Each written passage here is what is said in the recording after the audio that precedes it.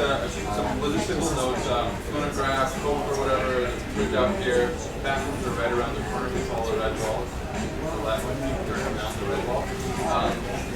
Both Igor and I work for ThoughtWorks. Just wanted to throw in a quick plug. We're really excited to be involved in some way with ThoughtWorks to actually connect with the community around D3 and data science and all that kind of stuff. So we're really looking forward to potentially hosting more of these and of course ThoughtWorks is recruiting. So if you're a passionate visualization person and or data science person and think you have something to offer, we'd love to talk to you. So we'll be around. Wi-Fi is the new public thing. Password is *1. Welcome our speakers. Let's do a 5 minute. 5 minutes? Well, no, quick, very quick. Very good.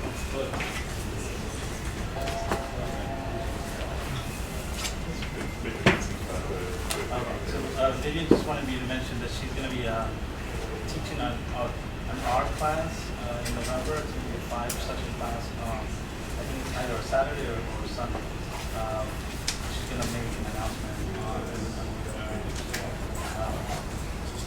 I don't know if you guys heard, but the bathrooms are sort of around the corner, and then back in. Pretty much it.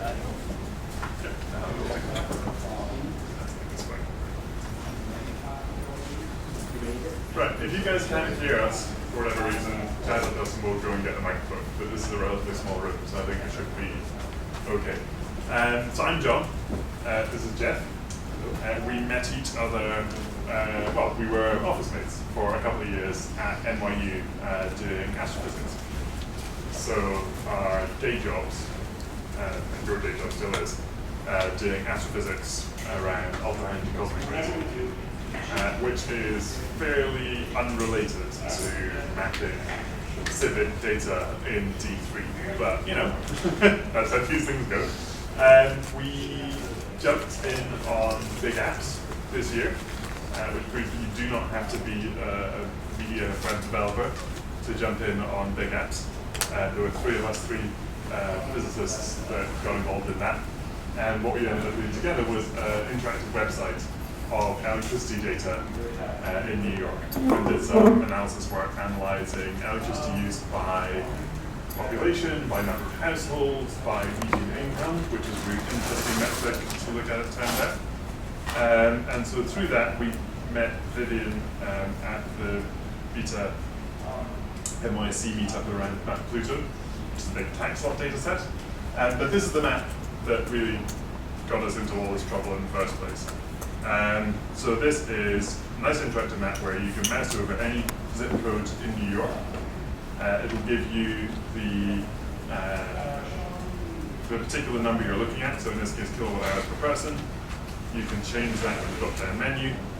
The colors beautifully animate because D3 is amazing, and allows you to get an idea of where the hotspots in electricity use are in New York City, where people spend the most money on the largest percentage of their income on electricity use. So in this case, Hunts Point up in the Bronx is the highest percentage. If you go and mouse over, you can see 9.3% of income gets spent on electricity there on average. Whereas somewhere down, let's go downtown, that's 1.3% of income. So this was a fun project to put together. It involved a bunch of data analysis on the back end to bring in census data and a load of other sources, and then to work on the front end is to bring all this into one place and putting together a nice vision. And this was very much our first kind of mapping project with D3. So we were very pleasantly surprised when we got featured in the Atlantic, which shows that one thing is always true. People really like nice maps. And with D3, it's incredibly easy to make nice maps. So over the course of the evening tonight, I'm going to walk through each of the steps that went into this. And I'm going to turn it to Jeff and we'll walk through some of the steps that go into adding Google Maps underneath it, which is what we've got in this one. So that's when you can rebrand, you've got all the roads underneath, and Google does. It adds a whole layer of extra information underneath it, which is a nice thing to have. There is a Git repository which has all of this on it, and you can go on there, do a git pull down the data, you can easily just go to the GitHub webpage. You can click download as a zip file and just download a folder to your computer. If you don't want to actually check out the code with Git, you can just download it instead. And that will give you all of these different websites that show the iterative progression to get to a map like that in there. It also has all the slides from tonight, so you can look at both the slides we've got for the D3 stuff and the slides we've got for bringing in the Google stuff as well. So hopefully you should be able to get a local copy of that all up and running on your machine without any trouble. Feel free to either sit back, relax, not do any coding, or pull down that data and have a look at each of the files as we kind of walk through. But I'll have both up so we can look at the source code. And this is supposed to be at some level interactive, so if you run into problems, if you have questions, if things just aren't working at all, we'll try to answer the questions you've got. And remember, we're physicists, not D3 developers, so we'll do our best. Yeah, quick show of hands. Who here has used D3 before? Okay, who here has done mapping with D3 before? Okay, you guys get to help answer questions. Right, okay, and so there's about 50% of you who've never used D3 before, have heard about it, roughly know that it's that thing. But okay, that's great. So I'll walk through some of the concepts as we go through when we start to this as well. Cool.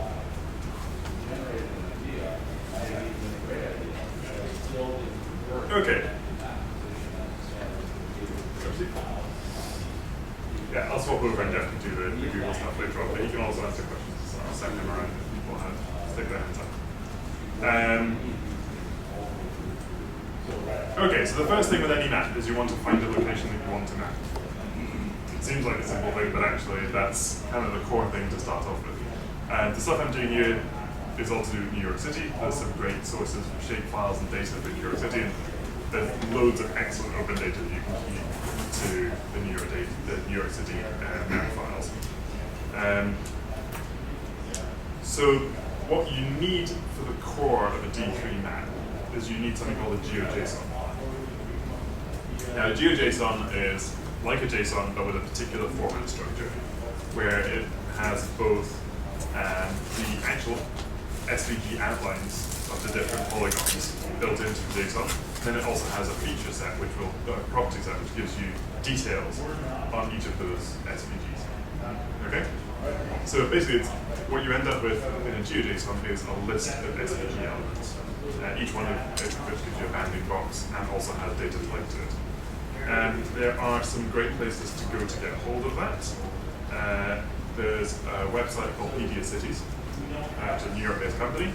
They've taken a lot of the shapefiles that exist for New York City, and they've taken them from Esri shapefiles, which are going to be familiar to people with a GIS background. Esri does a lot of stuff with ArcGIS, and those are kind of it's a semi-proprietary format, and you do find software which will parse those, but it means that to use something in JavaScript, then you need to be able to take it from the Esri shapefiles into GeoJSON. These guys have done it already for some regions, so in this case, here are your outlines that you can pull down from there, so you just go there and download the shapefiles from there. If you want to go elsewhere, I've put up, yeah, there we go. So when you pull down the D3 mapping GitHub file, that will allow you to actually get hold of the GeoJSON outlines for the zip files, for the zip codes that are being used for the project. So they are there, they're just in the data folder. So in data, there you go. There's a zip code, GeoJSON there, and then there's a couple of data sets, which are going to just use to talk through and get something running.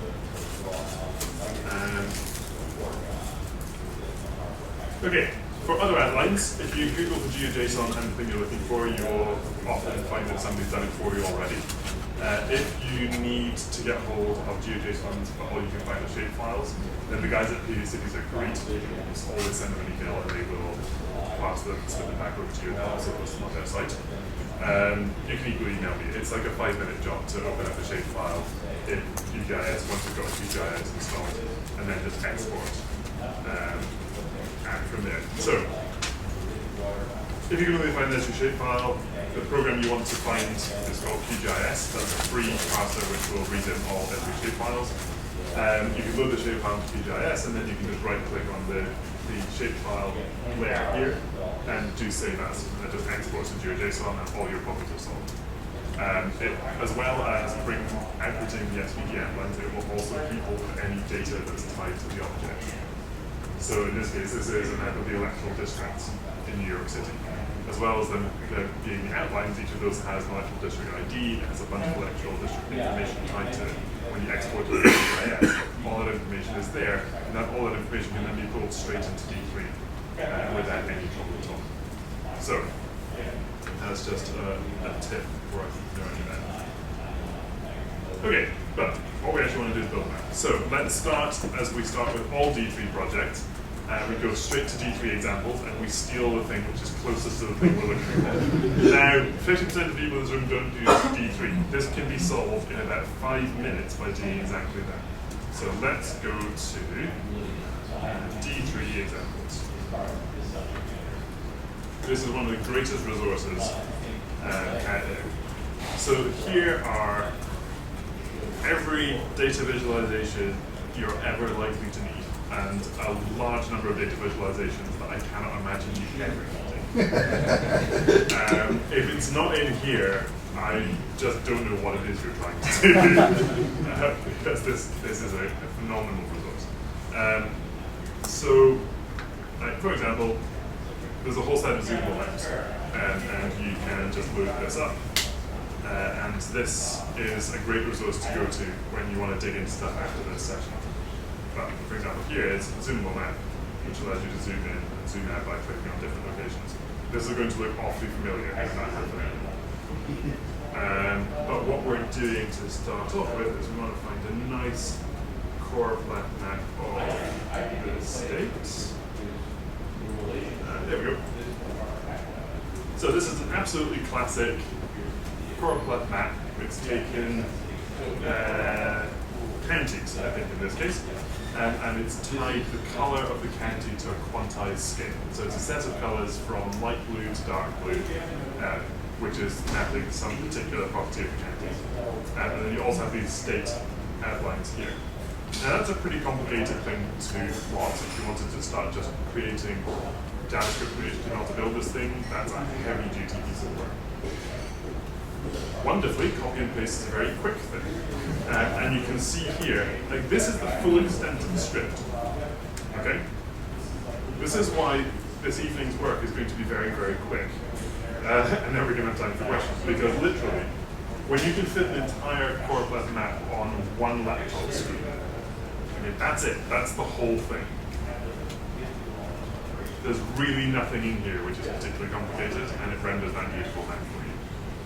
And every single one of the examples on the examples page has all that text right there. So you can do this with any of those examples. You can go in there, you can copy it, you can paste it. It's not even illegal. You don't even have to feel bad about yourself. Mike Bostock's paid by the New York Times. He doesn't care that you're copying his work, so it's fine. But I'll just walk through quickly what is in here, just to prove you can just copy and paste this. Here is the same map. You'll notice it's now running on my own local sandbox server. And sandbox, please remap index _US_1. Okay? You can even just download this straight to your laptop. You can copy and paste it straight into an HTML document in a raw text editor, and you can double click it. And it's almost certainly going to actually just work. You don't need a server running. There's very little of it. You can run this locally when you aren't even on the wireless.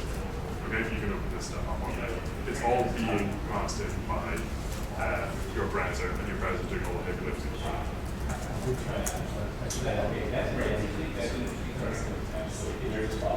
Yeah, so there's one particular exception, very glad to call that out, which is that what it does is to create the outlines, it does a load for the JSON. So So it pulls in a JSON, and that's an AJAX request. You need to be running a local server to do that. You can get around it by just changing your .json file to a raw JavaScript file, and just say in the JavaScript file var map equals the entire data structure, and then you just include it as you would include any JavaScript file, and that means you can get around the if you begin to run a server in case. But so this is exactly how it's running on the server. You have a bunch of style information at the top. So this is just telling you that we want counties to have no fill to start off with. We want states to have no fill. We're styling the SVG elements using CSS. So any CSS will be familiar. You just pull this in, and this is your style sheet which sets the bulk properties of your whole map. Okay? There's some unfamiliar things in here because these are setting SVG properties rather than your classic CSS properties. So if you're dealing with text in D3, you're not going to set font color, you're going to set stroke color. Little things like that will catch you out, but just remember that when you're using your overall style sheet, you're setting SVG properties. And then this is just a quantized scale. This is what sets the scale of loose. Yes. Oh, yeah, absolutely. Better? Great. Okay, so that's the style sheet. There isn't anything in there, I think, which is going to be particularly surprising. So in this case, this is just setting a white stroke for the states. So that's what's giving you these white lines and bounding the states there. But that's the full style sheet at the moment. There are 3 things being loaded in to help run this. D3 itself, we do need D3 to get this to work. A queuing thing which basically loads the JSON, and then as soon as the JSON is loaded, fires up another routine to actually do the coloring and the plotting and all the rest of it. You mostly don't need that, but it's in the default code, and I'm literally copying and pasting at this point, so nothing interesting has been done. And then a topo JSON, which basically is just a lighter weight version of GeoJSON. That's all that is. In most cases, you don't need the topo JSON library. In this case, because we're stealing this code directly, we do, because it's loading topo JSON to GeoJSON. Okay, any questions at this point about the code structure? Good stuff. Right. Next thing, we set some global properties. In this case, we're setting a width and a height. That's just the box that we're putting up. That's what those properties are. And we are setting up a rate by ID, which equals D3 map. This is not the map. Okay? This is a map that maps between a number and a quantity. Okay, so this is how we're going to end up fitting our data to say we have some smooth range of data, but we want it to fall into specific quantized bits to give us our colors. That's what that is.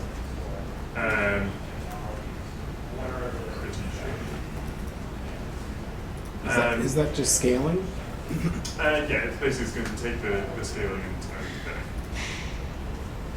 And this is a path object, which is basically what tells it later on when it reads in a GeoJSON, it's going to turn that into a geo.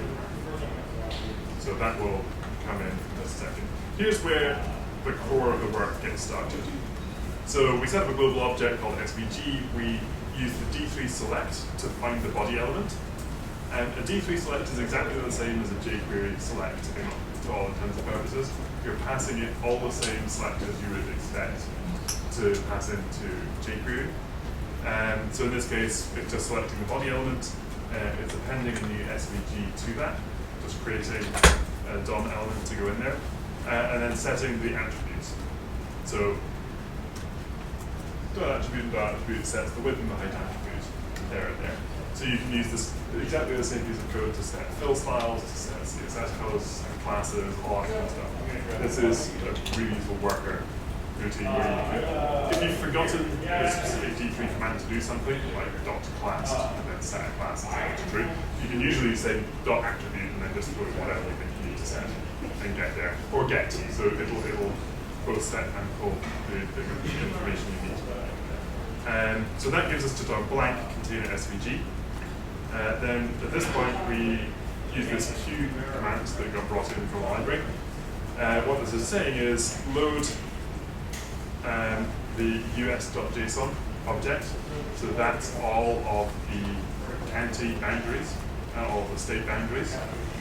And also load the unemployment TSV file.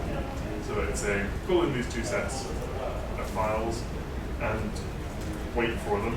And once they've been pulled in, then call the ready function here. Because JavaScript's asynchronous, which is great most of the time, but real pain the rest of the time.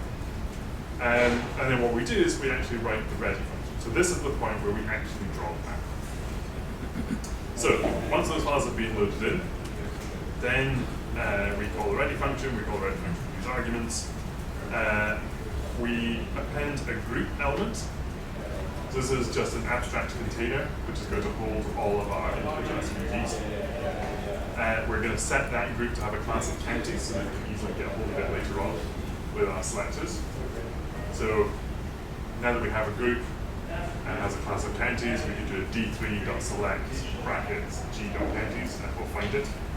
We can easily find it now because we're looking there. And then we're going to select all paths. Now we haven't got any paths yet. So we know that this is going to return an empty set. Okay? Now this is one of the little quirks of D3. You always start off by saying, give me everything that's there. And then when it routinely returns nothing, then you add stuff to it. No, you always start off by saying select all of a particular type. So then this gives us an empty set of paths. We then use the .data object. This is really the core magic of D3. So D3 is data-driven documents, so it's not surprising that the .data is the key part that drives a lot of this work. In this case, what we're doing is, so the data function will tie a data object to whatever HTML object you've already selected. Okay, so in this case, the thing we've selected is this big group of paths, of which there are no paths. We're tying a data object to that, which is a GeoJSON of counties. Okay, so this is taking the top of JSON, looking for the feature, which is the us.objects.counties.features. That's basically just drilling down into the JSON until we get to the particular list inside that JSON we need. That's all that we're doing here. There's a bunch of other stuff in that JSON we just don't. So this is just drilling down to get the particular list of counties. And we're tying that list of counties to our empty set of paths. All we're doing at this point. So that's now all tied up, it's hooked together. Now we need to do something with it. So that's what we call the enter function. So the enter function is the last kind of really generic piece of D3 magic that happens here. What that says is, if your initial set and the new set you now have having tied the data to it are different, find all of the things in the new set that don't exist in the initial set and iterate over them and do a set of operations on them. So all of this is saying, like, say we already had Iowa in our map, and we tied the whole set of all states to it. So now we have everything as well as Iowa. What I would say is, here, I know about Iowa, I don't need to worry about it, I don't need to do any operations on it. All that data is exactly as I saw it previously. But I have all these new states, and I need to do something with those. So what it'll do is it takes that set that it doesn't already exist in the previous selector, which we got to here, and it says, okay, all of those now form our enter set. Okay, so now we're going to loop over that enter set, all this new data that's suddenly been brought in, we're going to do all these things to it.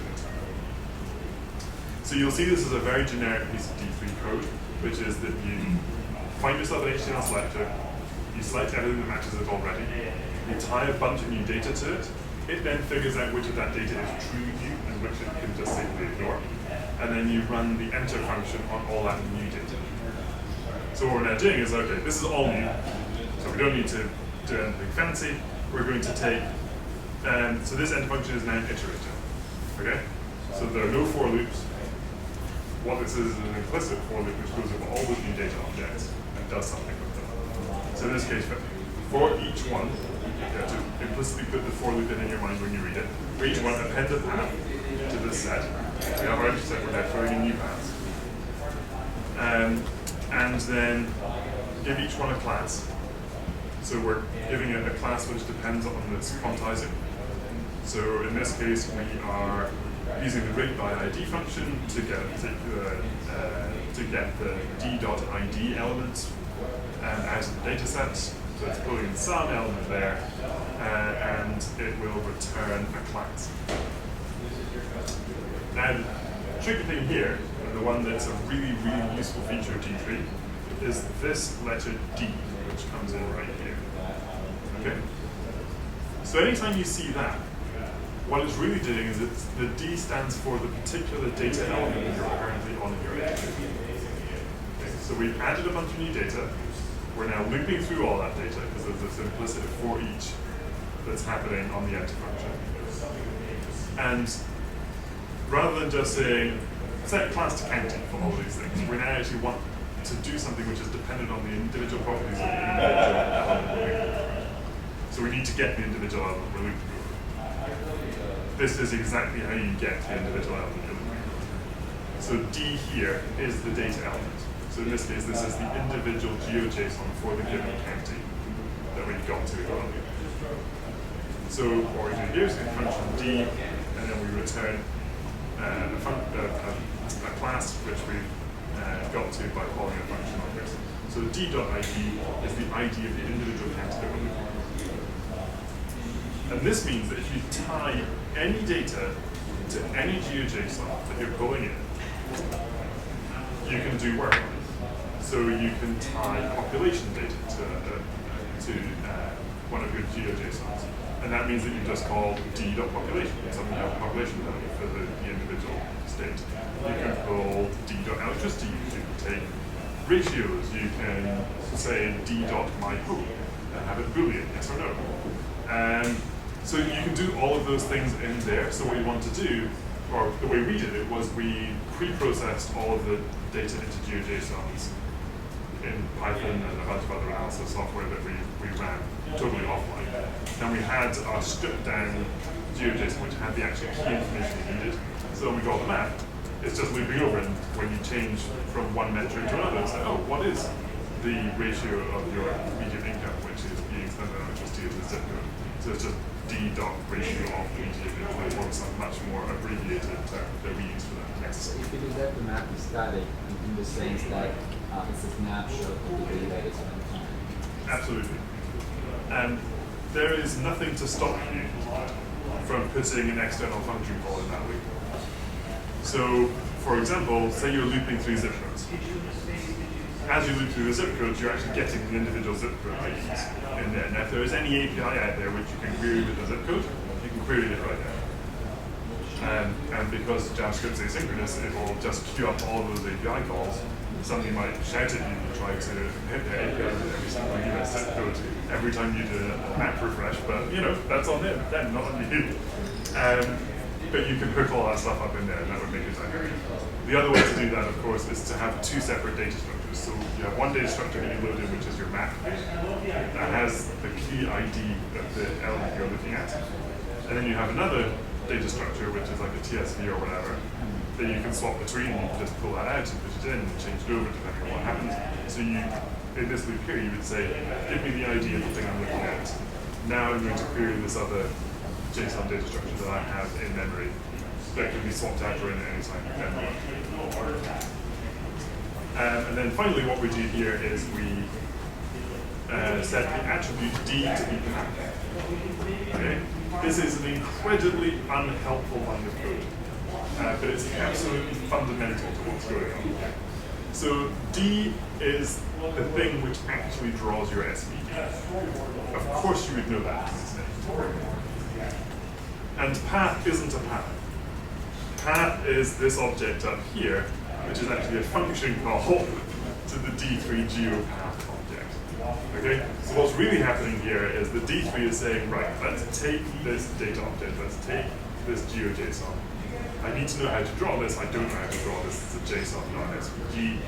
It then passes it as an argument to the D3 geopath, which will output the actual text SVG string. Okay?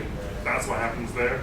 You've never heard it once, you never need to worry about it again, just remember to put that call in You do all this lovely work and you don't render a damn thing, which is terribly depressing. And that's it. Okay, that's the whole lot. That's the whole thing. We're done. And the last thing here is taking. This is doing all the counties. The last bit here is doing all the states. So the last thing is doing exactly the same thing. It's just creating SVG elements for states. Okay. So.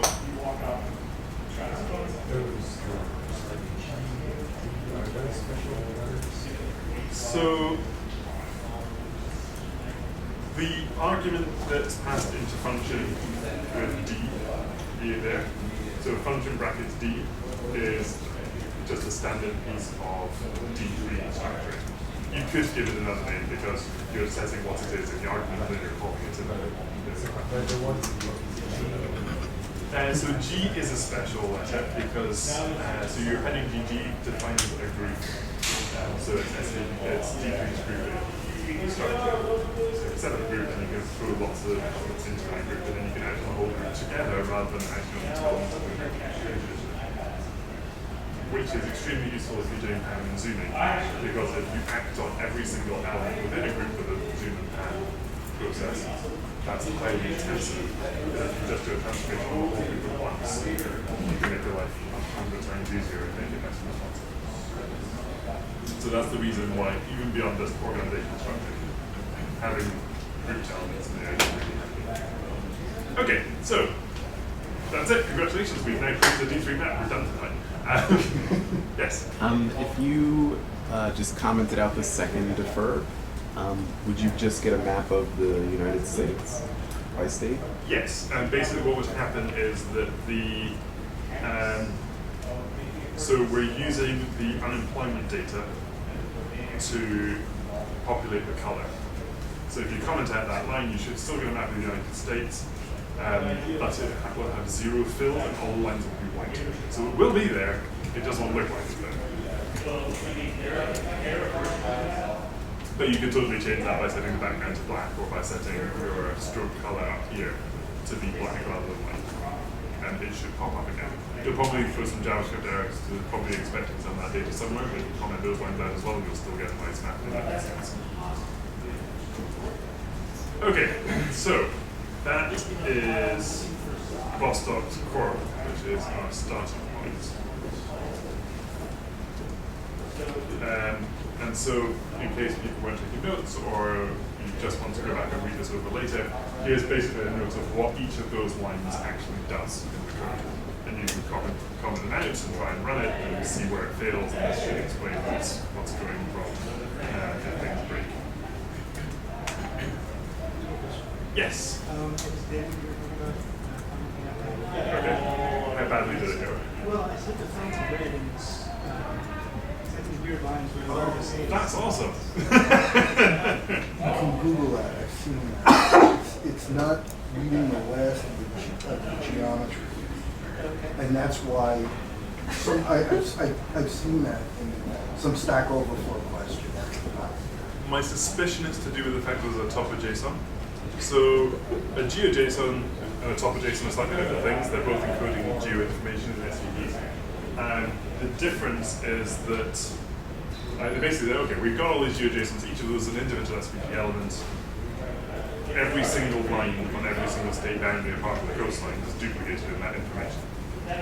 So it's a total waste of space if you can actually have lots and lots and lots and lots of SVGs. So top of JSON should include all of those lines just once, which is, I'm pretty sure, why that breaks, because it's connected. It's not taking each of those as an individual isolated element.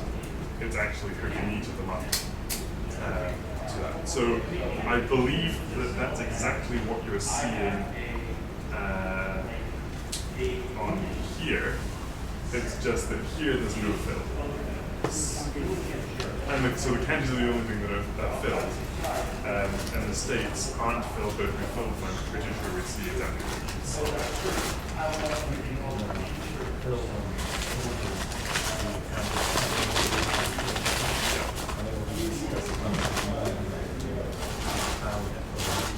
Okay. It is pretty amazing. Let's try to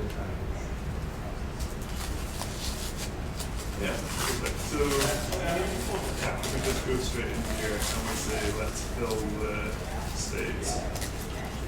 Let's just fill it with red. There we go. Yep, it does exactly that. So I think at this point we will legitimately say that them setting fill to none was a good idea. So there we go. We're now getting rid of filling states. Right, but now we actually want to go to New York. So let's take a quick look at building a New York map. Right, to update the map to New York City, what do we need to do? We need to change the data structure we loaded. So whereas before we were loading in the US.json structure, now we're loading in the NYC zip code.json structure. So either you download that to the same data folder on the GitHub, or you just point your own instance of this code at JRSandbox/d3 mapping /data/NYC zip code JSON, and it will load it in just fine, because you're doing an injection call against my own dev server. So we do exactly what we did before. This is just setting up the SVG element, setting the width and the height. That's identical to what we had before. And I've now deleted the TSV load line because we're not loading in any TSV data here. So all we have is the d3.json loaded in NYC zip code.json. So it's just doing a load of a zip code geoJSON. All that's happening now. And then the ready function is exactly what we had before. So it's now saying create for the SVG that we have, which we built already here, append a group. That class is called counties. It shouldn't be called counties, we use now zip codes, but I really didn't change much to get this working. Select all paths, again we have no paths. Attach the map.features element, that is just a list of zip codes. You can open up the JSON to see what that is, but that is just a list of zip codes. And then enter for each one, append a path, and call the path function on the GeoJSON element. On the right hand side is just the actual listing of what the GeoJSON looks like. Okay, so this actually shows you what the GeoJSON structure looks like. We have a list of features. So this is the zip codes.features element. So you get that feature over here. Each of those has a type feature, inventively. A list of properties, which you can add stuff to if you want to. And that's where you should throw any extra properties or information or data you want to add to these shippers and properties list. And then the second object in each of these is the geometry, which is type polygon, a list of polygons. So this is just a list, one of these with every single zip code in New York. Okay? And I collapse the coordinates because that's like a list of lat long for every vertex in every direction. Yes?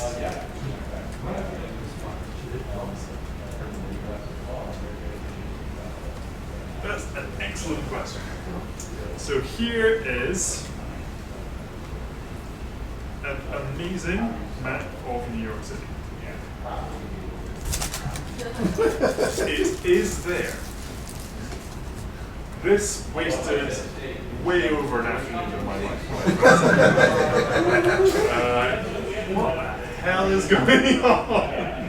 So eventually I said, okay, let's inspect element. Let's see if we can actually find the SVGs on this page, because I'm sure as hell doing all the D3 stuff to add SVGs to a group. So sure enough, I right-click, inspect element. Here's the SVG. Nicely displayed on the page. There we go. Here is the counties group. Okay, that's smaller than I expected. And here's each individual zip code. So here they are, all the different paths. They're all there. They're just very, very small. So can anybody think what might have gone wrong in this nice little example? We do have a projection because it doesn't know where to put them. The default projection for D3 when you don't tell it what projection you want is Albert USA, which fits the entire USA array. So all of the example D3 maps that you look at, or the majority of them, load up a beautiful map of the states, and it even has Hawaii in a nice place, Alaska's pulled down. That's not by magic, that's because the default projection is that. So this is actually exactly right for a projection of New York if we got rid of everything else in the USA. Now, I don't know how you guys felt about the shutdown over the last couple of weeks. So that is New York. It is there. It's just far too small to read. It is also filled with white, which is exceptionally high. So that's where the map went. It disappeared. What you need to do is set up the correct projection for any map that you're looking at. And so the place that we do this is D3 conveniently has a load of pre-built projections, and it seems that Mike Bostock and a bunch of GIS guys got really enthusiastic about this. So I would be surprised if there's a projection you want to do that isn't in there somewhere. Definitely before you even consider doing matrix transformations and projection algebra, make sure that somebody actually hasn't done it before. Because thankfully most of that heavy lifting is being done. So, in this case, the projection is d3.geo.alpha.usa, that's the default. This was, in my case, a set of trial and error to find the scaling and translation, which actually puts New York City in the middle of your map. Okay? You can have this for free. Right? This is hours of your life you never need to spend trying to identify where New York City should fit on your screen. The other cleverer way to do this is to go onto the D3 Google Groups list, say, what's the right projection for New York City? And then Mike Bostock jumps on and says, oh, it's this, which is the other way I did it after doing this.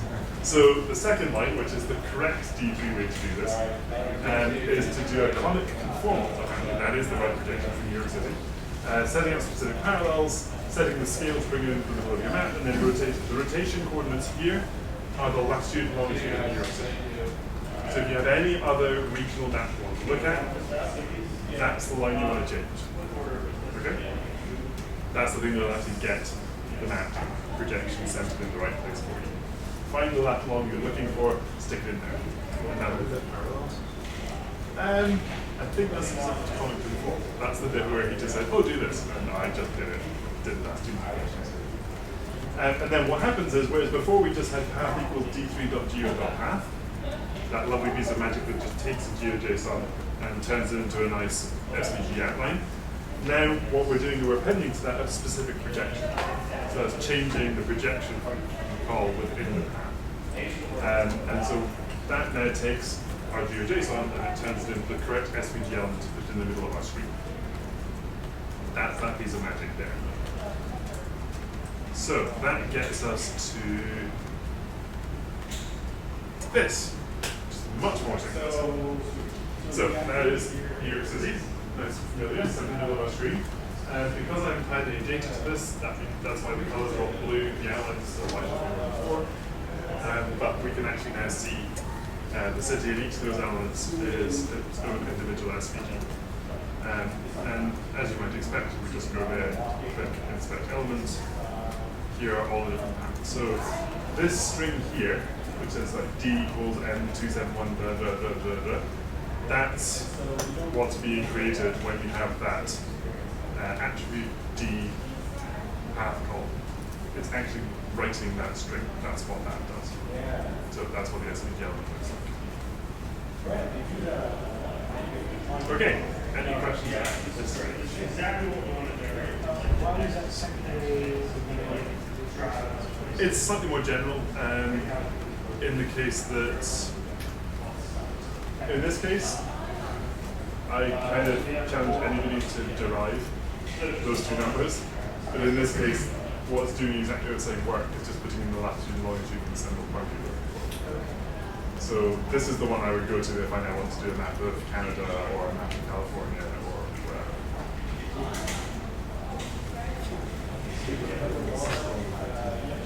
Yeah, and then I just put slightly some things around to make sure I actually fit on the screen. So, where your silent is going, is that kind of like? For this? Yeah, so is my silent still? Okay, so this should be index 3. Yeah, there we go. So, yeah, so I've now renamed the zip codes to zip code, and there's now some styling on here where the fill is really bad. There we go. Okay, we have a white stroke on the zip codes. We set a nice join type for the stroke line join. That's irrelevant, you can ignore that, it'll still look pretty. And then I've just set the fill to be a mid. That's really all that's happening here, and this just means that every single zip code is filled with the same color. Other than that, that's the entirety of the map. Okay, it's even shorter than it was. And now you have a map of New York City. Okay, but what we actually want to do is tie data to this.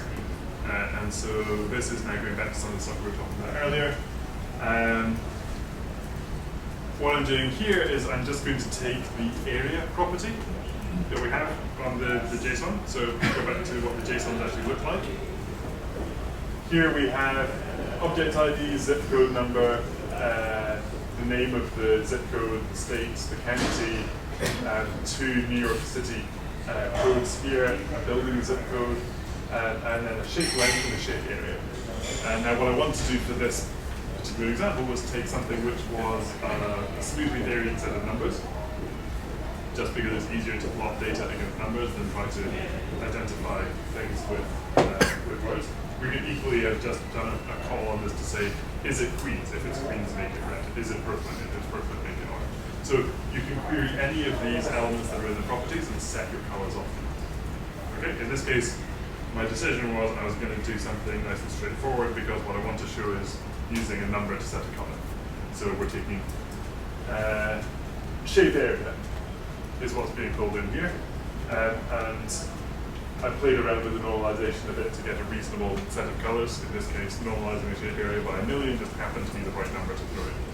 There is a D3 max and a D3 min function.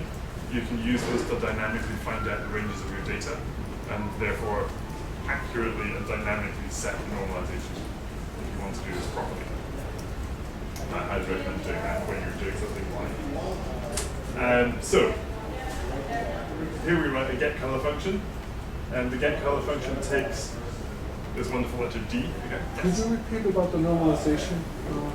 Yes, so if you have a list of data sets, you can call D3 max and D3 min to get the maximum and minimums, and then that will allow you to say, this is the total range, therefore I can normalize it. And you can also use, D3 has a bunch of scaling routines in there, and normally you would use for something like, say, take a range of X values, map them onto a pixel width that is the pixel width of my graph. You can do exactly the same thing to translate a value on your data to a number in a particular range that you're looking for. In this case, when you're dealing with colors, that's usually 0 to 255. So if you set up a D3 scale, it goes from 0 to 255, and you bring in a data value into that, it will always map it to a reasonable color value for you. Thank you. Yeah, that's a handy trick actually. So what we're doing here is I take a ratio, say if the ratio is greater than 0, return a D3 HSL. So HSL here is hue, saturation, and lightness. So the 3 terms there are the hue, which is like red or green or blue, the saturation, which is how close or far away from gray it is, and lightness is just how close to white or how close to black. And in this case, hue ranges from between 0 and 255. I think, I might be wrong about that, it might actually be 360 degrees. Saturation is 0 to 1, lightness is 0 to 1. So 50% lightness is slightly below 50% saturation in this case. And then the ratio is just being brought in from the data set here. So it's the shape area divided by 1,000,000 to give you a number which is somewhere between 0 and 255 because that just worked. And if it doesn't hit that statement here, return light gray. This was because when we were doing the energy zip stuff, we had a bunch of zip codes that we didn't have data for. So that just meant that we plotted those in gray to make it nice and clear which things were not being plotted. And so then this just gets tied into the function ready call. So we go back to the point where we plot our map. Now instead of just saying fill red, it's now style fill a function call where function D, again remember that's pulling in each of our individual data elements, and then we're just returning get color D. Okay, so that just returns a color. So for every single one, call the function, return a color. You're done. And this means that we will have a plot that looks something like this. So the color is tied to the area of the SVG. So thankfully, this works. So you have nice big green areas in Staten Island, you have small blue areas in Manhattan, you have kind of intermediate regions here, possibly kind of a yellow ochre color. And you can immediately see how you can tie that to any data structure at all, and it will give you the color. So that's exactly what's happening here. You can see all the same bits at work. Okay? And what we did for the energy zip one is that there's a drop down. The drop down just says on change, recall get color, and there's a global setting saying this is the parameter you want to use to set the color to. That's it. It's just recalling that get color function on every element. And as you can see, that gives you a nice, pretty animation, which is really easy to get hold of.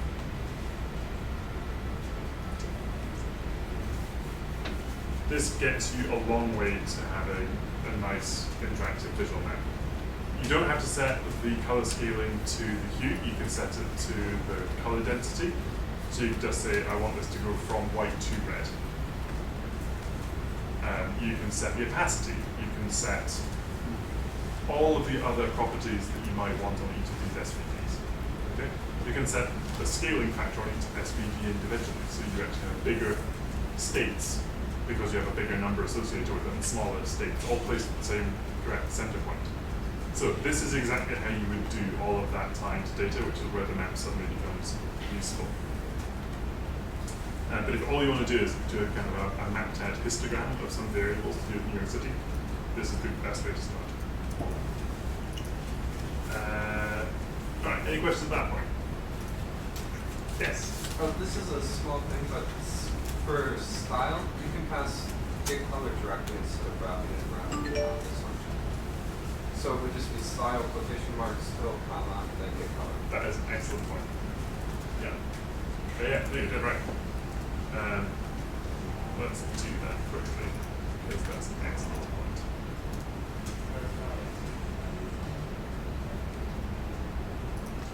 So the argument here was that here, because what we're really doing is wrapping the get color function, and that's a large amount of duplication.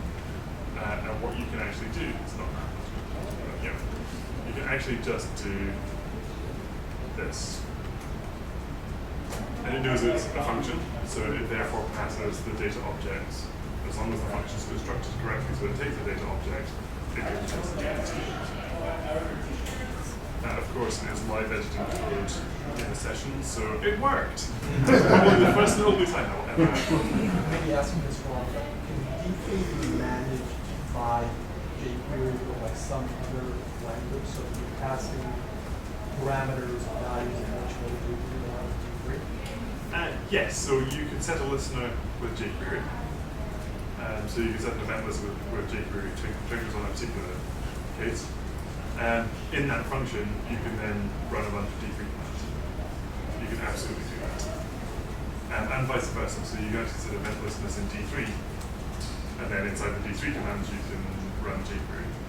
So they're basically two parallel libraries. They do a lot of the same stuff. They're just jQuery is much more optimized for a lot of the standard DOM manipulations that you're used to, and D3 is more associated with getting into the data structures that are attached to that. I tend to use both because you can remember some things in jQuery which I can never remember how to do in D3 and vice versa. They play very well together. The JD structures in the examples are quite different. So Yes. is there a reason how we decide on structure? So the Bostock example I started with has a topo JSON, which has a particular data structure style to that. It's useful and nice and compact, but it's really not common. And so the reason I'm using GeoJSON is because it's generally easy to build or find GeoJSON out there. It's really rather rare to find topo JSONs.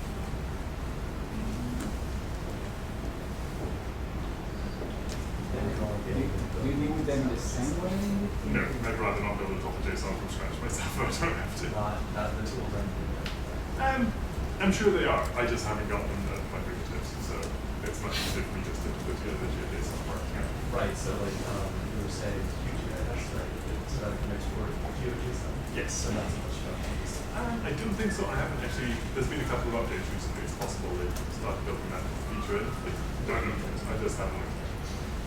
From the point of view of degree, you're just loading JSON. Yes. Just after you know the total JSON or GeoJSON. Yeah, I mean, it knows the structure of features and geometry. There has to be a geometry element of each JSON object for it to be able to figure out how to plot it. So the geometry elements of the JSON on each one, which has a list of lat long pairs, that has to exist. If that's not there, it will totally fail. And it's in both GeoJSON and total JSON. Yes. Although the exact formatting within the total JSON might be different. So if you notice in the first example, the Bostock code uses a topo.json.js loaded in as a script at the beginning, which is going to be doing the parsing of the JSON. Whereas I just removed that all when I went on to do the D3 stuff with GeoJSON. But isn't the only thing it's actually looking at D, like when it's actually mapping out these from that? Yeah, so as long as it can, once you've constructed the D object, you're fine. And if you can write a parser, which will take whatever crazy JSON structure you're using and write a D element from that, then you're good. Okay, cool. So the last part I want to talk about with this map is that because we have the data structures, all those data structures are now tied to every single element, we can now get hold of that information. So we can actually build nice little interactive mouse over widgets. So you can look at your zip codes and you can see what those zip codes are. So this is actually laughably simple, which is I assume this is going to be particularly difficult and real pain, but actually it's nice and straightforward. So all that we're doing here is, this is a div. Straight up HTML. Right? It's 50% transparent background, with black outline, and some text in it. The margin top and margin left are being set dynamically. And there's an on-mouse move command, on-mouse in and on-mouse out on every SVG element. Okay, so all classic JavaScript stuff that I'm sure you all know out of the back of your hands. We're just tying this to D3 here. So everything up to here is what we've already talked about. The last two things are on mouse over, call the mouse over function. On mouse out, call the mouse out function. And then the mouse over and mouse out functions are pretty straightforward. So when you mouse over an SVG, you actually get the individual element as the argument to the function. So just like saying call function D with ... So you see here that mouse over is defined and it takes an argument. That argument is the data object that's associated with the SVG. Now that's where you start seeing the real power of D3. You don't have to like call some crazy jQuery string to find the ID that you're remembering structure in a particular way to get the element to then go in and find the data stuff that you tied to all that way back 3 months ago and you've forgotten the syntax. You know that the data associated with the SVG, not the SVG, the actual data associated with it, will be passed to any function on that server. Okay? This is hugely useful. So you can just store things on your DOM elements. You can leave them wherever you like and it will find them for you. Brilliant. And so here we set the text to d.properties.zip. It's just the zip code that's associated with every single one of these. And then we call jQuery in this function to say, find the mouse over classed element. In this case, this is an inventively classed div. Have the class of mouse over it. It should probably be an ID because there's only one of them. And set the text to be NY zip code. And then set the display to be inline. So basically we're taking the display from none, which is what it's set up to be displayed inline. So it appears on your page.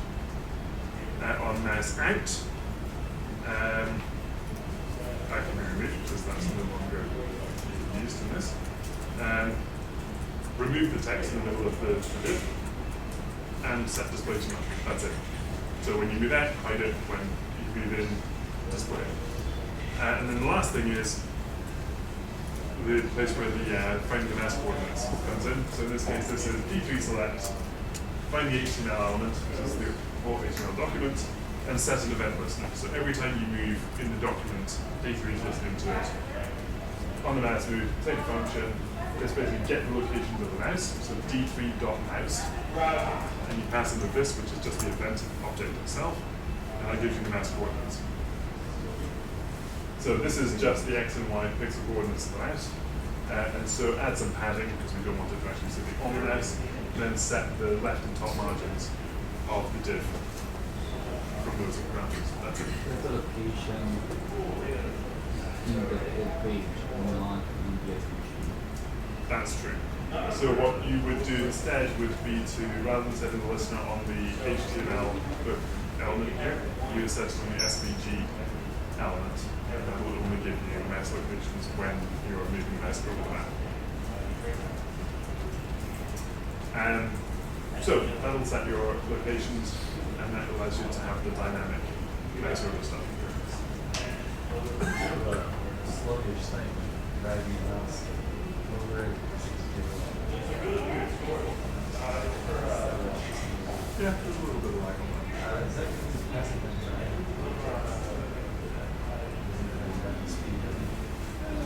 So let's just have a look at the that seems yeah. This should be the same code. So, but that's also what you have. So you're welcome to pull that down and see if you want to figure out what the difference is. Yeah, there's actually more on each of these zips here than on the other one. So it's passing a larger data object for this one. So it's not that. So in this case, this is exactly how you can mouse over for that. And you can see that the data here depends on the version of the map you're looking at. So in the bit where it says populate the text, when you mouse over, you can put a switch, effectively a switch in, and then say, if it's this mode, pull this parameter, if it's this mode, pull this parameter. That's all that is. Yes? Is that that you don't have to set like the Z level on that? That it's like the SVG, or is that just? So the CSS styling on this, yeah, I'm running through around the CSS on to get it to. Yeah, so there's a position. This is the styling on that element. So there's a position absolute set on there, which means it should sit above the SVG. That may depend on exactly where it's defined in your HTML body, whether it sits above or below, but you can always either set it as the attribute or just move it around to where you define it. Yes, that's all of that. Great, okay, so the last thing that I'm going to talk about before I hand over to Jeff is changing this and taking it to be, is it the meta box? Yeah, that's all of that. Okay, so we want to have a map that moves around. So that's the last part of this. So here's the same map, but now when we click on the location, it zooms in. We click on the zip code, it smooths the pans. It should, it'll pan around with nice smooth transitions. Okay. So to do this, there are lots and lots and lots of different ways to do this in D3. This is the way that ends up for this particular problem having the least lag. And also I didn't want to tie to the scroll wheel, just because you end up blocking all other scroll events with that. And in the case of the zip code app, we actually want to be able to scroll down, enter the see about 12 page. So we didn't want to just hook up to the scroll element. Also, as soon as you start tying to scrolling elements and you also have mobile devices, that's a real nightmare. Okay, so for this one, this one I have to concentrate a bit more. Right. The workflow in this was that the zooms would happen when you click a zip code. So you click a zip code, it zooms in. So we need a click handler. That conveniently is on brackets click. Again, job done. You set a click function, it passes in the data element you clicked on, you're 90% of the way there. The function here looks a bit more complicated than it actually is. Basically what it does to start off with is there's a global object which has been created and centered, which basically is, are you already centered on an object? Or which object are you currently centered on? That's more accurate. So you click on an object, it passes that object in here. It says if you really did pass in an object, that's the first check, and if that object is not equal to the one that you think you're centered on, then we need to move. We need to go and move the map somewhere else. So that sets the centroid to the center of the thing you've clicked on. So what is the center of that? That's now going to be the middle of your view. Set the new x and y to the two parameters of that centroid. Set the zoom level. In this case, K is just going to be zoomed in 4 times. And set the centered object to the new element. Okay, so we're now centered on the new object. We know what the zoom level is. We know what the center of the view is. If not, then zoom out. Basically, so it's like take x to be like the middle of the screen, y to be the middle of the screen. Set the zoom level to be 1 and set the centered object to be null. And then this is now to take a transition between I know what our new center is, we now know what our new zoom level is. Having calculated those, we're going to run an SVG transformation.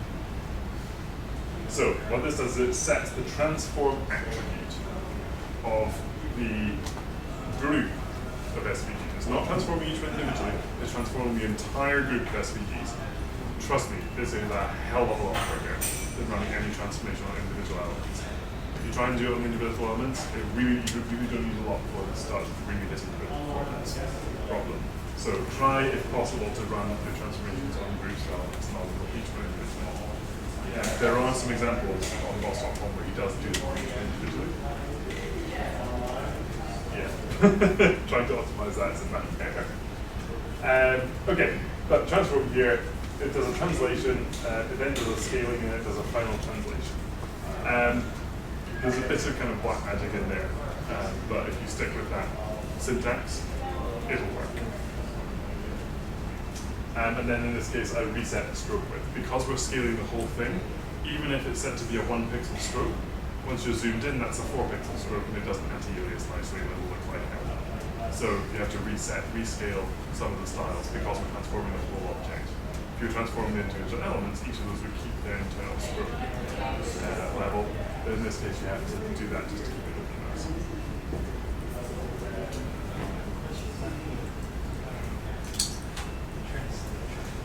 Yeah. I have something I need where it's two-dimensional things around that using groups, but it's still sort of choppy. Okay. And I read that algorithms are not hardware accelerated, so it's actually thinking about redoing the whole thing digitally. It's worth it because then there are the Try it and see. If it's only 5 times, then and it will hardware accelerate it, then you're probably all right.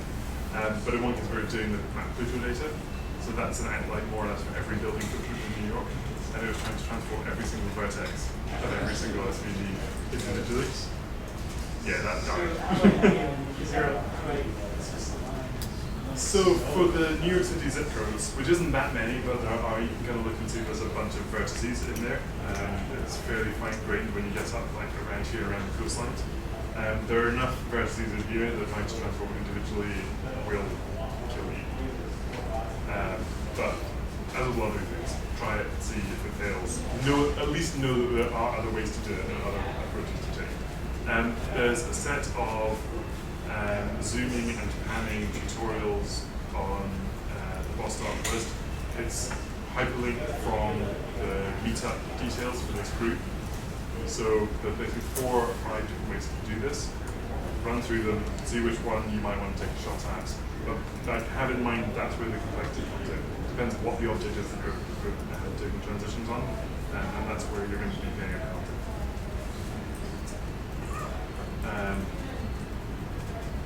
Okay. Do you end up having a quarter pixel?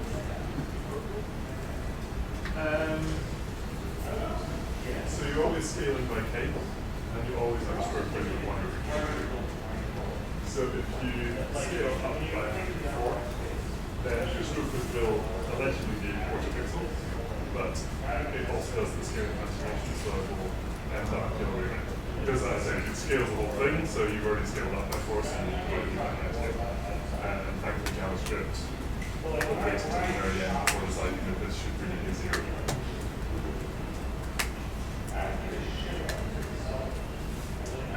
Right, and then there's the panning. So that was just the click to get a zoom, the click to get a zoom back out again. And panning, in this case, because it was a very self-contained app, this is all held in global elements. You can and should set up a nice namespace for your map and tie it all to that.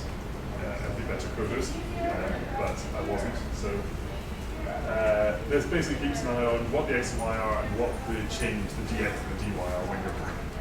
So what the mindset here is when somebody moves the mouse and is dragging, you set up a kind of a delta x and a delta y that's being changed in that movement. Keep track of those and add them all up to keep moving your map around. So that's what these are keeping track of here, some dx, some dy. So we set up a D3 behavior. This is inventively on drag, call a function. The function is called dragging. Again, that doesn't need to be wrapped in the function call, but it's for now. And then we set up on the whole SVG to call the drag operation. And it happens. And then in dragging, what we're doing is take the D3 event dx. So it goes into the event and finds out what the dx is for the dragging event. And do the same for this. Scale it by whatever our scaling factor is, because we may be zoomed in. So we want to know about that when we're calculating the distance that should be moved. Add those dx and dy to the running sum. Increment our x and y by that total dx and dy. And then set the transform attribute of our G element. So every time we do this, we're just setting that transform element from scratch. So the transform element itself won't be incremental, you're not just appending transformations on, you're resetting it totally, which is why you need to be doing the sum of the total movements, not each one individually on its own. That's the reason for that. Yeah, so that gets you -x minus y, which gives you the translation and allows you to have your nice panning. So this gives you that. And this actually, because you're having the entire group, this actually doesn't really care about how many things are inside that group. The zooming doesn't always work smoothly when you start adding on lots more elements. The panning is actually remarkably stable against complexity.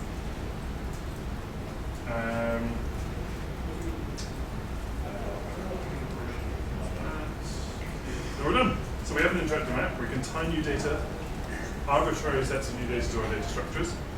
We can zoom, we can pan, we can color our map using those data structures. And you can and should pull this down, take shots at it, edit things, change the colors, change the data sets, tie it up to any other zip code data set you might be able to find in the data portal.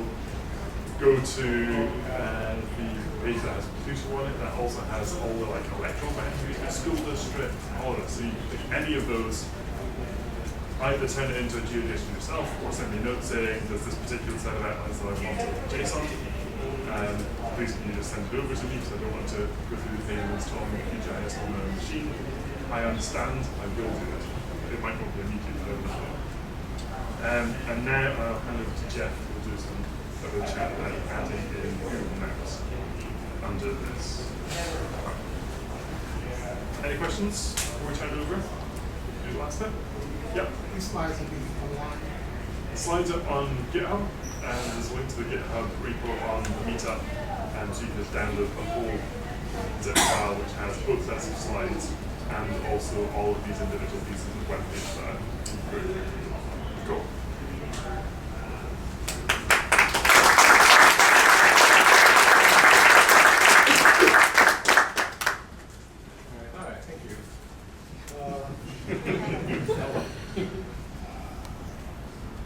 So let's see, so I'm going to show you how to link up D3 in Google Maps, right? And so first, why would you want to do this, right? So part of this is just to show off that there's alternative ways. Like when you're working with D3, there's more than one way to skin a cat, right? It's a very versatile application, API, and there's a lot of ways to get things done. Depending on what you're doing, maybe you want, a map outside of your data. Maybe that can be useful. So this is New York City. We're all New Yorkers. If you show us this, we know exactly what you're plotting. But if you're plotting, some congressional district in Ohio, yeah, maybe no one, maybe people aren't going to recognize that shape. And it's good to put it in context. This also gets to sort of your question on performance. All right, there's also times you don't want to do this. So, right, so this is plotting the exact same data that John was showing off earlier. So we can zoom in, and we can wait, right? There's a big lag here, right? So if you're plotting all the zip codes in New York City, you're starting to push the boundaries, right, of how much data, how many vertices you can plot. Right, so each time I double click, there's a lag. Actually, maybe I should make that more vocal. Okay, so right now, double click. And now here it is. So there's times, when this can be nice, and there's times when you don't want to do this, right? If you have a ton of data, we need to plot it fast. Maybe adding Google Maps to it isn't the best one. With that being said, it's possible, so why not? I'm sorry, when you just did that, were you going back to Google server, or were you going So there's API calls, right, to serve up the Google Maps, just the standard Google Maps API. But other than that, everything's running on JavaScript. Right now, when you're Oh. to the Google, part of that lag was going out to Google. No, actually, all of that lag is just D3 computation. Okay.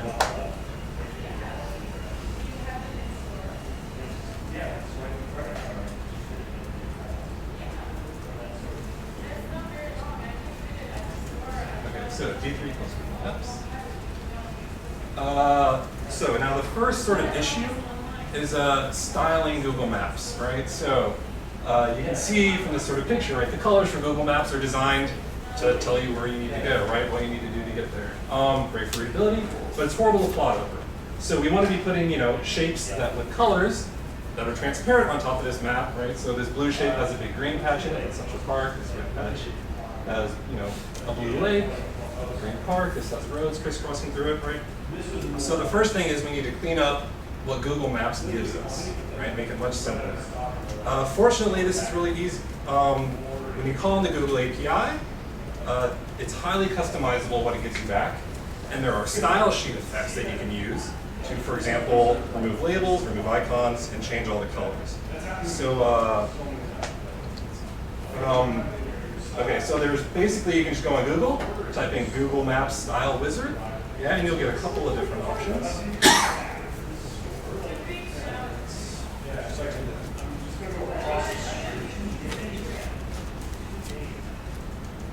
Okay, so this link, the first link will take you to the Style Wizard that's hosted by Google.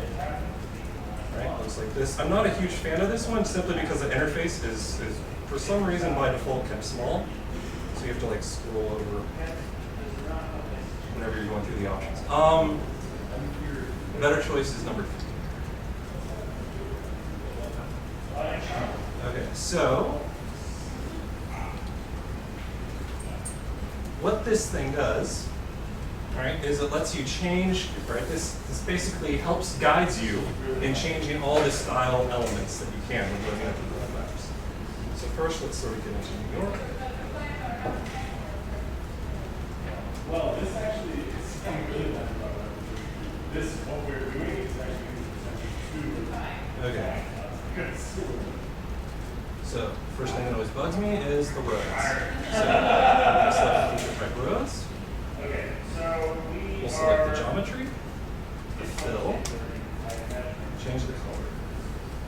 I actually think I don't really I want set all the roads just to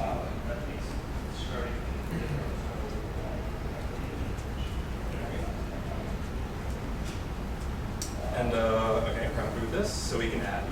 Yeah, and basically what you do is you poke through here, find what you want to change, right? So let's say we go to administrative, we'll remove all the administrative labels.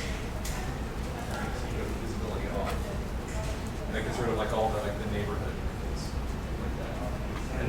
happy with your selection, you click Add. Yeah, and so, this is just to show you, this tool exists. It's pretty easy. It holds your hand as you go through and style your Google Maps the way you want it to. And then when you're done, you can just click on Show JSON. Yeah, and this is what you want to pass to the Google Maps API to make the map in your web page look like what you drew using the style wizard.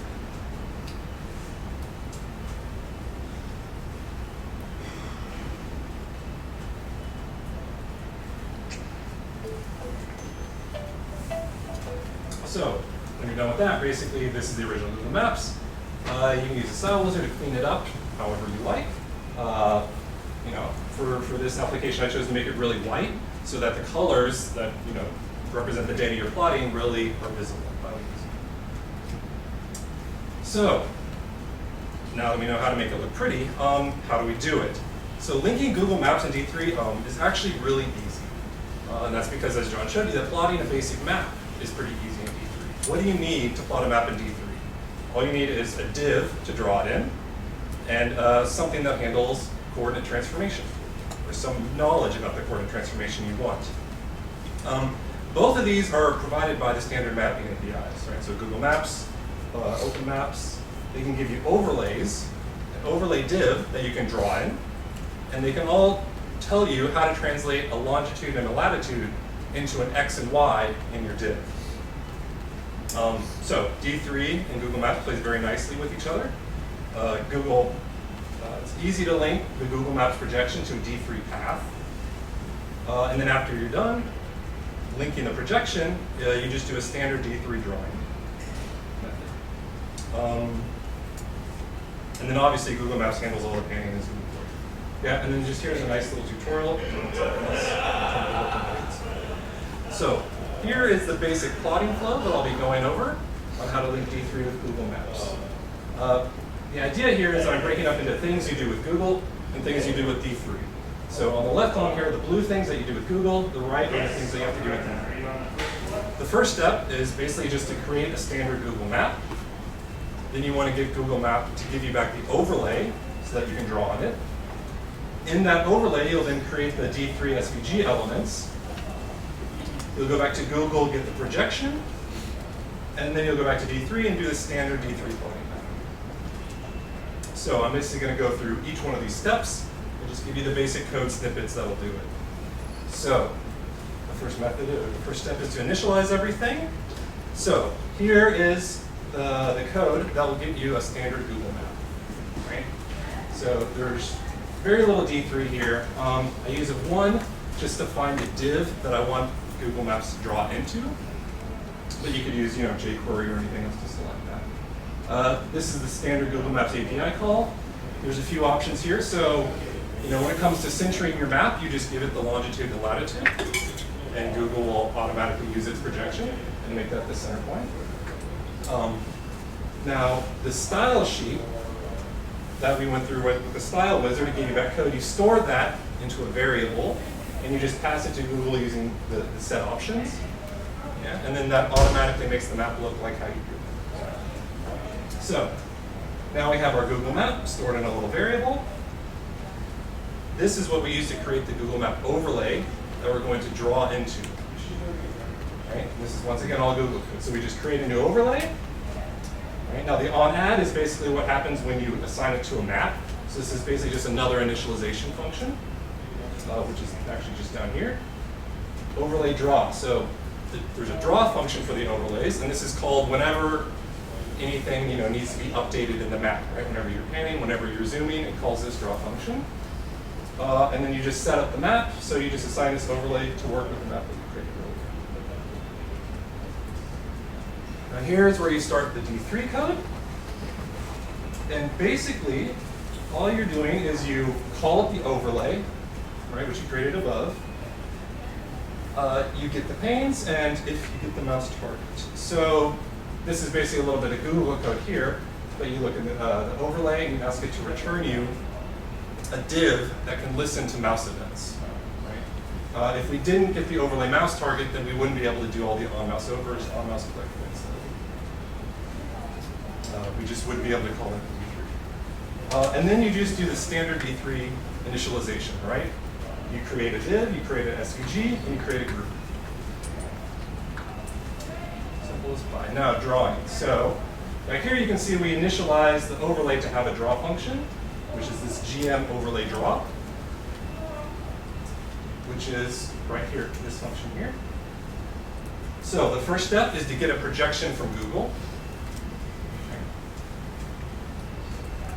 Then we need to set up our path. Right? Now, what we pass to D3, right, we say use this projection, and the projection is a function. Right? This function has a parameters called coordinates, and coordinates is just an XY pair, right? Just an array with two numbers. This function then takes the XY pair, which is going to be latitude and longitude, tells Google to convert it to pixels, right, and then returns those pixels. And there's an offset here that we can go over later. But basically it just returns the XY pixels that Google tells us. Right? And this sets up our path. And now after that, we have the standard D3 plot. Right? So this is exactly what John showed. You get your paths, right? You add your data, you enter it, and then once after you've entered it, you just go through the standard plotting routines. So maybe all of the data is plotted, but some of the data is plotted outside. Yeah. So that's a very good point, and that gives us the subtlety. This is exactly why you have this 4,000 here, right? So I actually make the SVG 4,000 by 4,000 pixels, or sorry, 8,000 by 8,000 pixels, because you're going to be drawing outside of the boundaries of the window. And if that happens to, if you try and draw something outside the boundary of the SVG, it becomes very unhappy. You can have all sorts of fragments that enter into your plotting area. So you want to set it nice and big to accommodate whatever zoom level you want.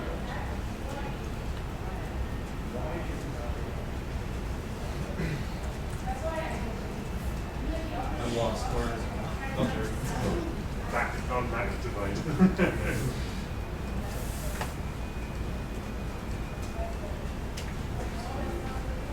Okay, so, right. So as you can see, we have all the same events. Now, clicking. You can click and drag, right? And you can also capture right mouse clicks. There we go.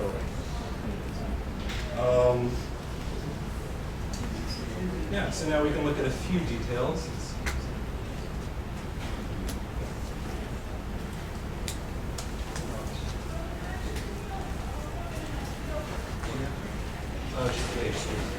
Oh, so yeah, okay. Oh, because you're capturing like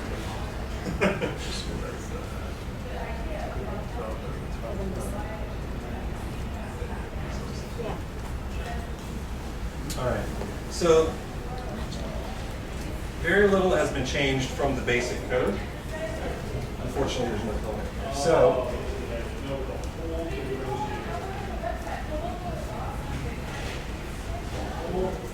okay. So basically, I just set up a new script. In the script, I set up all the global variables that I want to use. Now, here's the Google Maps style. So I copied and pasted what the style wizard gave me here. Very long. But basically, you just assign all that to one variable that you then pass to the Google Maps API. Here's the binding functions, the initializations. Here's the drawing. Here's the projection, and all this sits by itself in its own little script. Now we can go down here, and this will start looking familiar, right? Now here's where I just took the code that John wrote earlier. The only change is that the ready function, right? So after you loaded up the data, you basically save the data into this global variable, and then bind the Google Maps, and that's it.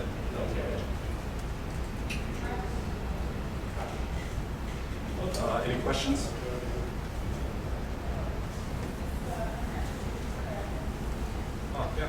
Did you end up filtering the amount of points you were using, or is it just the changing of the styles that sped up the display? Sped up the display. The zooming and the scrolling, and because when you were doing it at first, you showed that it was slow on the zooming. So it's still going to be slow here. Yeah. Yeah, there's still quite a bit of lag. Maybe it wasn't noticeable like when I was doing it before, just because I wasn't telling you that I was double clicking. So you thought that it was yeah. But with this amount of points, like this is sort of pushing the limits. Yeah, if you want this to be fast, you'll have to use maybe one row at a time, and it's quite fast. Or you can also, like you said, filter out the number of points. So find the vertices that aren't adding much information to it and trim those out. Yep, simple transitions. If you do it just by, borough by borough, just say this is one thing for Manhattan, this is one thing for Queens. So you don't have too much data set. Yeah, exactly. You can limit. Yeah, if you have a smaller data set, then look at I have some belief that there must be a way to do this. I'll have it work, but I haven't Yeah, I've been playing around with it. So I think what you want to do, if you want to have it, if you want to be able to do group transformations on it, right? So the reason that John's map is so fast is because he's not transforming each vertex, he's transforming the group. So what you need to do is create a bounding box for your data.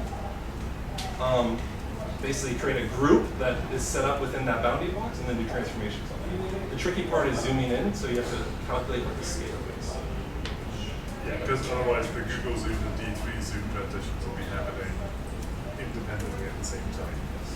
And trying to keep those matching up will be a real headache. I was able to get it to be pretty fast. I'm not using the zip codes, I'm using police precincts. But I ripped off the code from my postdocs on D3 with leaflet. And so I don't understand everything I'm doing, but I think that, I think it gets around this problem. Okay, that's interesting. So if you do like a profiler on this, you know, when you're zooming in, 90% of the computation time is spent in the Google Maps projection functions, right? So going from a lat long to a div pixel. So maybe leaflets has a more highly optimized than the Google transformation. Well, I'd be a little bit surprised. yeah, Maybe the hard part of that with using leaflet is that in order to get the sort of New York City region, I had to make my own tiles. And so I've got a server making my own tiles. So, like, I don't want to pretend that there was no work involved. In, let's say, Google Maps, you're not necessarily scrolling in a variable, they're increments, right? So are they, their steps. So maybe are they pre-calculating what, you know, there are only 10 gradations, they've already calculated what those 10 are. And so you're not going to go to 9.5, or you could get 9 or 10. Right. So is that part of why it might be faster? Because whatever level you're at, they have others already calculated, they have to calculate the next.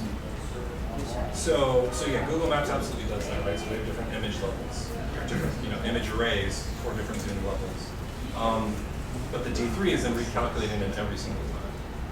So what, on the client side. So what we were talking about before with K value, right? Is it, so if you would set K at just 10 different integers, right, and calculate those now, what they are. Does that make it faster because you're just going from one set of numbers to another? Yeah, so that's actually what I'm playing around with right now.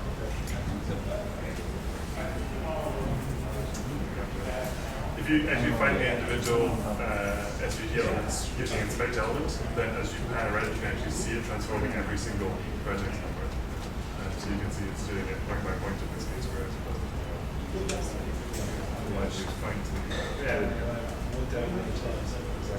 So, so if you pan around. Yeah, actually panning doesn't.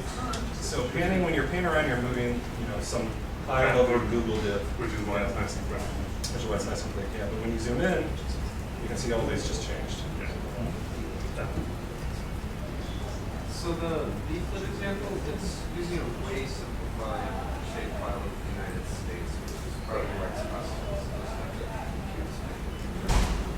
Yeah, there are a couple of pieces of JavaScript code out there that you can use where you can drop in a geodesic and it will simplify down shapefile for you.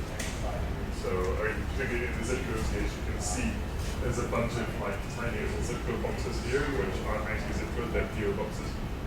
And so you can get rid of all of those, and then there's a bunch of things that you like as individual versions, which is the most useless of all SVGs. But there's a little bit just kind of scattered around here from the transformation from whatever shape file into JSON. So there's definitely cleanup you can do on this. Cool, well in which case we shall wrap it up at that. I believe we aren't going to get kicked out of here for another 15-20 minutes, so please feel free to hang around. We already were invited to raid their fridge for Coke, so please feel free to take advantage of that. The two of us will be around for a bit, but also I put my Twitter handle up on the board. Feel free to ping me there. Or through Meetup, and please feel free to pull down the GitHub. We will play around and ask questions. Thank you very much.